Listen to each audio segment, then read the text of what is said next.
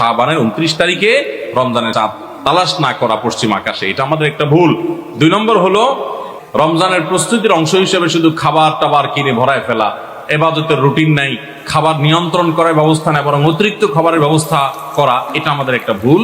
3 নম্বর হলো ছোট ছেলে মেয়েরা যদি রোজা রাখতে চায় তাদেরকে রাখতে না দেওয়া, একটা ভুল। 4 নম্বর হলো মুখে নাওয়াইতা নাসুমা গাদান এই জাতীয় দোয়া করাটাকে জরুরি মনে করা, এটা একটা ভুল।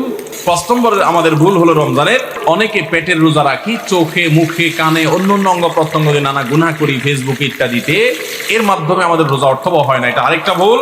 6 নম্বর হলো আমরা অনেকে মেসওয়াক করাটাকে দোষণীয় মনে করি, অথচ রোজা রেখে মেসওয়াক করা যায়। 7 নম্বরে ভুল হলো আমরা অনেকে সারি খেতে খেতে একেবারে আজান পর্যন্ত ঠেকাই দেই, অথচ এটা ভুল। 8 নম্বরে ভুল হলো আমরা অনেকে গোসল ফরজ হলে মনে করি সাহারি খাওয়া যায় না, অথচ গোসল ফরজ অবস্থায় সাহারি খাওয়া যায়।